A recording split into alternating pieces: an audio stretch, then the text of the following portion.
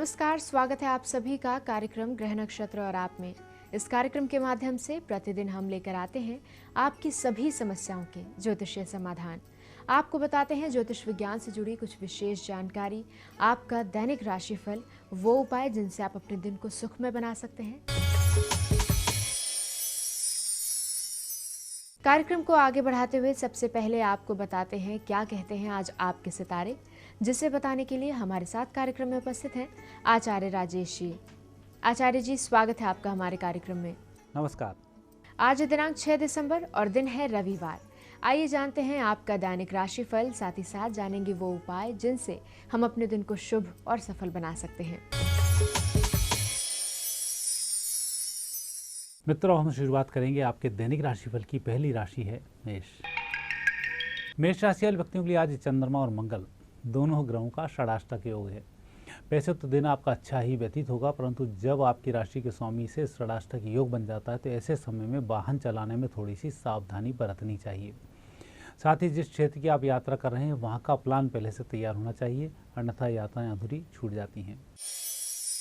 आज के दिन को शुभ बनाने के लिए हनुमान जी की आराधना करें, उनके मंदिर में दर्शन करें, बेहतर होगा। वृषभ राशि। वृषभ राशि व्यक्तियों का दिन बहुत अच्छा है, उत्तम यात्रा के संकेत हैं, परिस्थिति बेहतर होती चली जाएगी। आज आप जिस काम को भी करने जा रहे हैं दोपहर के बाद वह कार्य जल्दी संपन्न होगा। आज आपका दिन शुभ रहे, उसके लिए जब आप घर से बाहर निकल रहे हैं तो सफ़ेद रंग के वस्त्र अवश्य धारण करें। मिथुन राशि।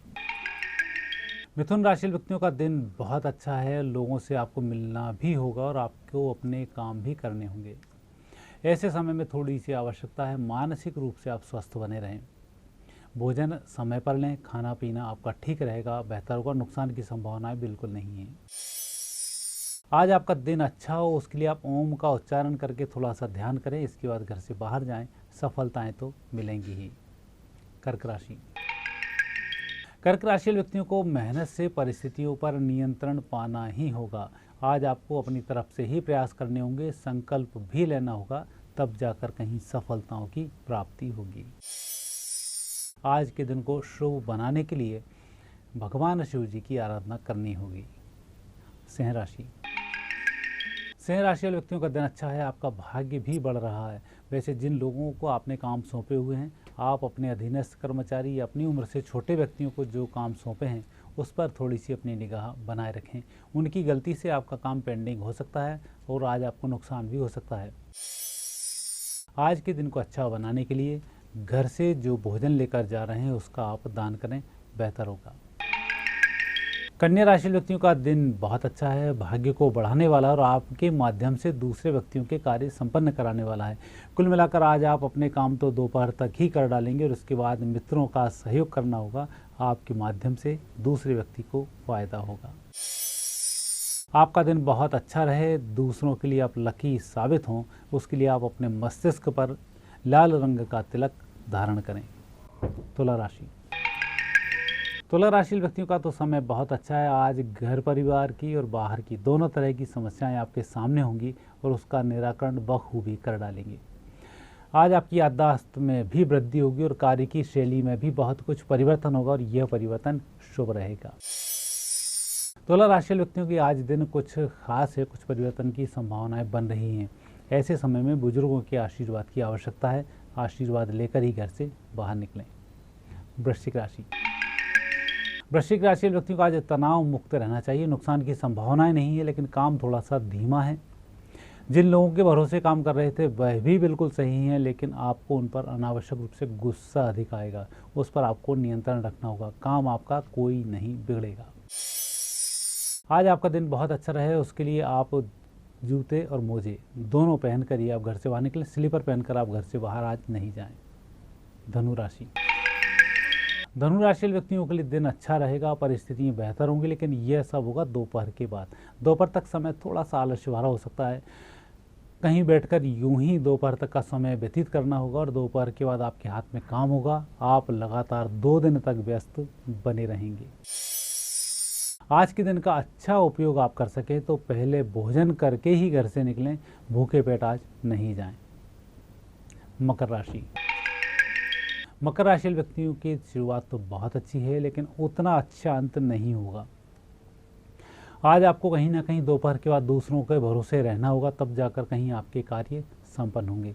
सबसे अच्छा यही हो कि पहले अपने हाथ के कार्यों को संपन्न कर लें, उसके बाद दूसरे व्यक्तियों से मदद मांगें।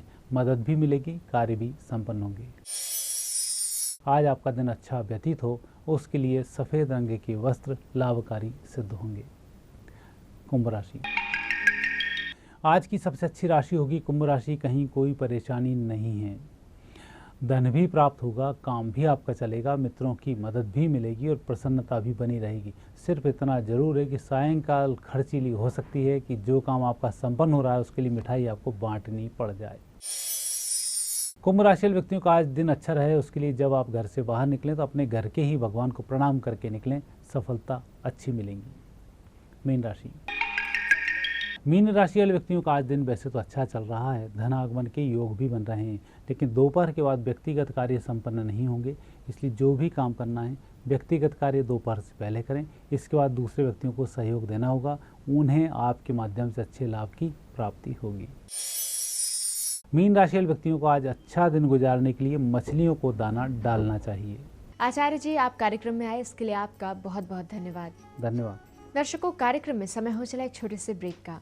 ब्रेक के बाद डॉक्टर शंकर चरण त्रिपाठी जी से जानेंगे आद्रा नक्षत्र के तृतीय चरण के बारे में। साथ ही साथ हमारे कॉलर से जुड़ेंगे और उनकी समस्याओं के समाधान जानेंगे। तो कहीं जाइएगा मत, देखते रहिए कार्यक्रम ग्रह नक्षत्र और आप।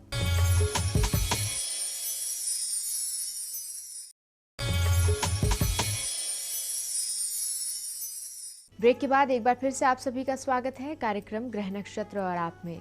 और इस समय हमारे साथ कार्यक्रम में उपस्थित हैं प्रख्यात नक्षत्र गतान्वेषी डॉक्टर शंकर चरण त्रिपाठी जी। त्रिपाठी जी, स्वागत है आपका हमारे कार्यक्रम में। प्रणाम। त्रिपाठी जी, आप हमारे दर्शकों को आद्रा नक्षत्र के बारे में बता रहे थे, तो आज इसी कड़ी में हम जानना चाहेंगे आद्रा नक्षत्र के तृतीय चरण के बारे में। क्या होता है इसका ज्योतिषीय महत्व और इसमें जन्मे जातकों का भविष्य कैसा होता है, कैसे वो अपने जीवन को निर्धारित कर सकते हैं, कैसे अपने जीवन में लाभ प्राप्त कर सकते हैं और सुख शांति प्राप्त कर सकते हैं, ये हमारे दर्शकों को बताएं।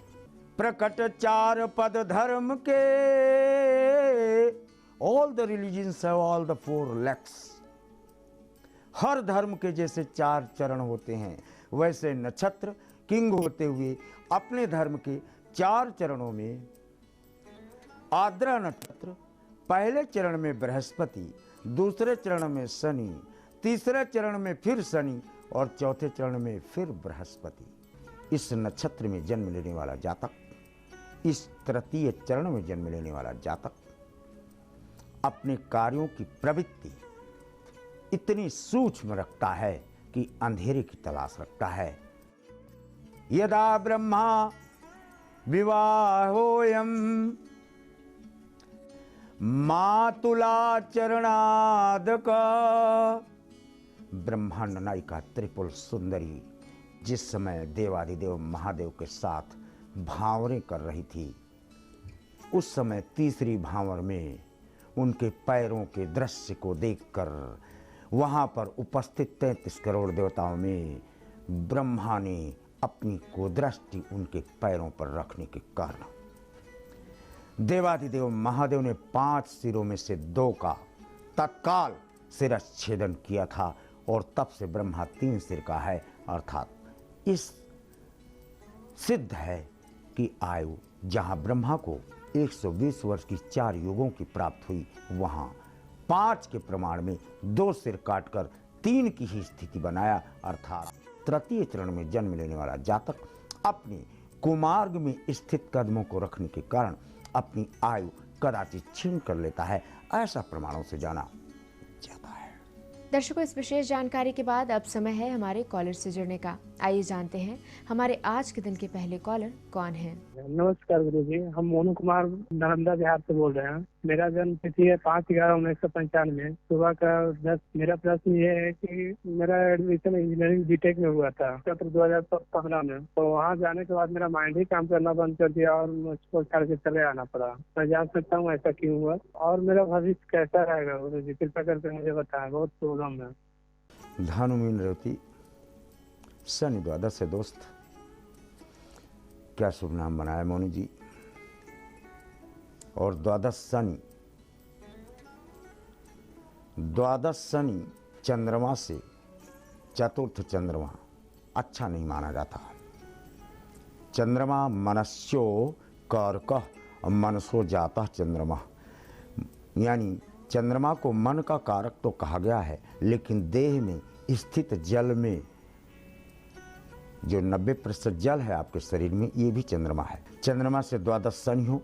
शनि विचारों का अधिष्ठाता, न्यायप्रिय और शनि धीमी गति को लेकर के चलता है। इस कारण से चंद्रमा की गति के साथ अपने तारतम्य न बनाने के कारण मस्तिष्क में ठहराव सा महसूस हो जाता है। ये प्राकृतिक प्रक्रिया है ग्रहों की। तथापि आप अपना वजन कराकर, जैसे आपका 30 किलो वजन है तो इसका दशांश 3 किलो हुआ। 3 किलो काले तिल प्रवाहित कर दें, नाले में मत कर देना, जल में, नदी में, तालाब में नहीं, तो तत्काल आप पुनश्च अपने लक्ष्य को प्राप्त करने में शनि ही गति से तत्पर हो जाएंगे। बढ़ते हैं आगे और जुड़ते हैं हमारे अगले कॉलर से। सुनते हैं इनका प्रश्न। गुरुजी प्रणाम, मैं रविंद्र कुमार बोल रहा हूँ। अपने बेटे के बारे में पूछना चाहता हूँ। उनकी जन्म तिथि 19 जून 1987 है। शाम 4:20 हरिद्वार में जन्म हुआ है। मैं पूछना चाहता हूँ कि उनकी शादी कब तक होगी। नमस्कार। तुला में उत्तराभाद्रपद शादी का प्रश्न आपने किया है। सप्तम भाव शून्य की अवस्था को प्राप्त हो जाता है। जब बृहस्पति स्वयं स्थित हो, स्थान हानि करो जीवा का सिद्धांत इसमें लागू होता है। बृहस्पति को जागृत करने के लिए पहले अनेकों बार बताया गया उपाय अपनाया जाए और साल में एक बार ताजीवन इसको किया जाए। विवाह का क्रमांक तभी जागृत होगा उपाय करने के 47 और 74th डे। बारी हमारे अगले कॉलर से जुड़ने की। आइए जानते हैं ये कौन है और इनकी समस्या क्या है। मैं साधना अग्रवाल बोल रही हूँ झांसी से। मैं अपने बेटे के बारे में पूछना चाह रही हूँ। मेरे बेटे का नाम है पीयूष अग्रवाल की जन्म तिथि है 11/3/1990 रात को 2:55 पर।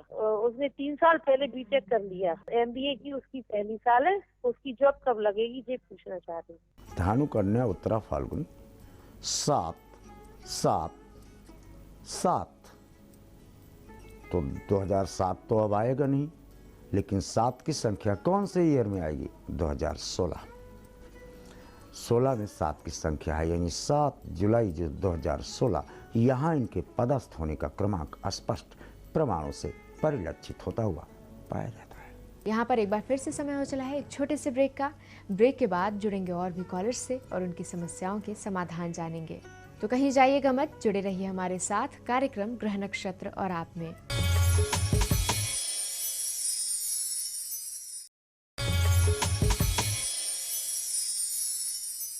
ब्रेक के बाद एक बार फिर से आप सभी का स्वागत है कार्यक्रम ग्रह नक्षत्र और आप में। ब्रेक पर जाने से पहले त्रिपाठी जी हमारे कॉलर्स की समस्याओं के समाधान बता रहे थे, तो चलिए इसी सिलसिले को आगे बढ़ाते हुए जुड़ते हैं हमारे अगले कॉलर से। गुरुजी प्रणाम, मैं डॉली दिल्ली से बोल रही हूँ। मैं अपनी बेटी आयुषी अग्रवाल के बारे में पूछना चाहती हूँ कि डेट ऑफ बर्थ है 9 सितंबर 1996, टाइम 1:41 PM। मेरा क्वेश्चन है आपसे कि मेरी बेटी बीटेक कर रही है, ये क्या विदेश जाएगी तो कब तक जाएगी, इससे कृपया मुझे बताएं। धानु कर्क पुष्य ये तो हम न कह पाएंगे। कर्क और पुष्य ब्रह्मांड नायक राम का था। क्या वो विदेश गए थे? जी हाँ, समुद्र के किनारे गए हैं। श्रीलंका में जाकर युद्ध किए हैं और अपनी पत्नी को लाने। डेफिनेटली विवाह के उपरांत ही इनको विदेश जाने का क्रमांक मिलता है प्रदत्त पृष्ठभूमि से। आइए जानते हैं हमारे अगले कॉलर अपने किस समस्या का समाधान जानना चाहते हैं। गुरुजी प्रणाम, मैं जयपुर से टीपी सुनील बात कर रही हूँ। मुझे अपनी बेटी के लिए प्रश्न पूछना था। उसका जन्म तिथि है 25 सितंबर 1990। जन्म समय है 5:45। उसका विवाह कहाँ होगा, कब होगा और कैसा लड़का मिलेगा उसे, तो कृपया उसके बारे में बताएं। कन्या वृश्चिक अनुराधा ईरा की माता श्री, आपने विवाह का प्रश्न बहुत पहले कर लिया। 17/11/2017 यहाँ इनके विवाह तय होने का क्रमांक मिलता है। ईरा बेट्स ए।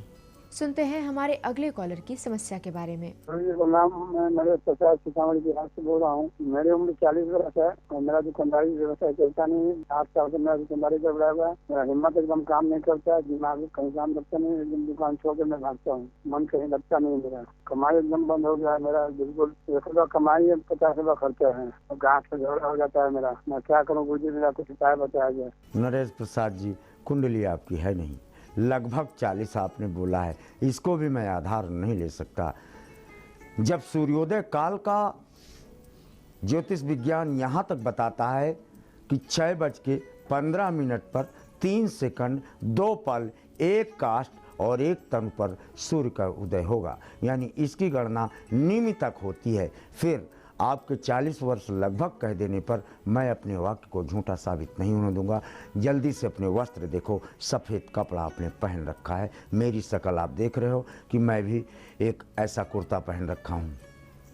मेरी शक्ल देखा आपने, अपनी भी देखा। अब आप अपनी चलो मेरे साथ अपनी दुकान में घुस चलो।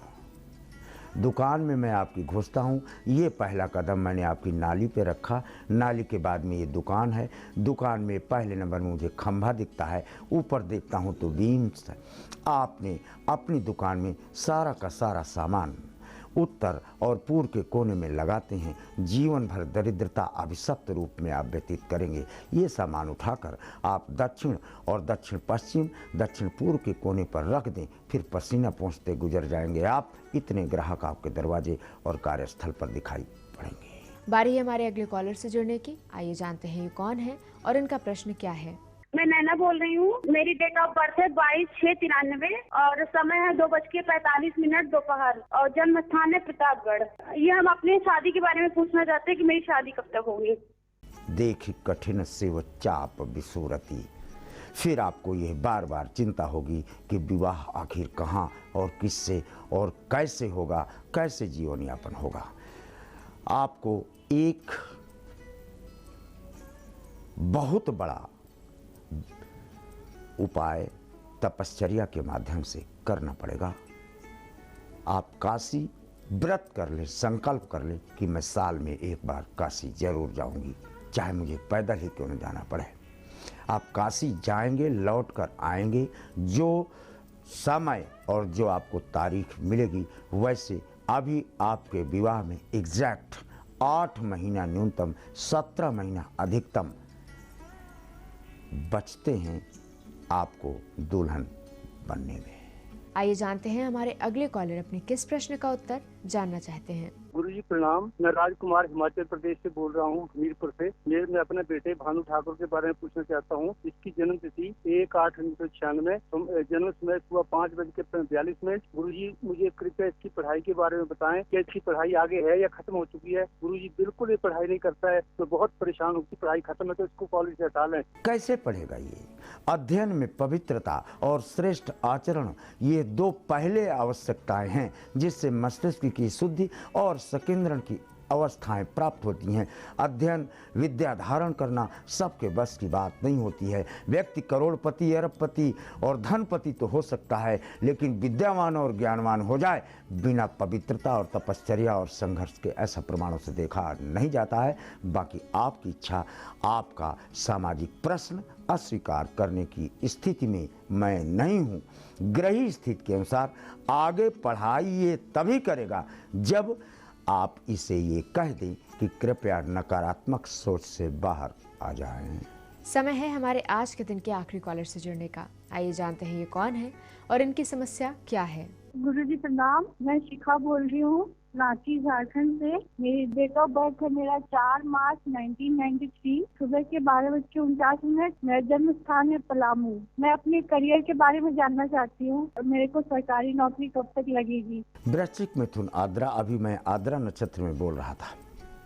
आद्रा नक्षत्र का जातक नौकरी पा जाता है, लेकिन व्यतिक्रम से आपको प्रथम अपॉइंटमेंट या नियुक्ति टीचिंग या बैंकिंग सेक्टर से due to the conjunction of sun and Mercury in the 4th आपको प्राप्त होने का क्रमांक मिलता है। त्रिपाठी जी, आप कार्यक्रम में आए, आपने हमारे दर्शकों को ज्योतिष विज्ञान से जुड़ी इतनी विशेष जानकारी दी, साथ ही साथ उनकी समस्याओं के समाधान बताए। आपका बहुत बहुत धन्यवाद। प्रणाम। दर्शकों, हमारे आज के इस कार्यक्रम में फिलहाल इतना ही। कल होगी आपसे फिर मुलाकात और एक बार फिर से हम लेकर आएंगे आपकी सभी समस्याओं के ज्योतिषीय समाधान, इसी समय इसी चैनल पर। तब तक के लिए मुझे दीजिए इजाजत। नमस्कार।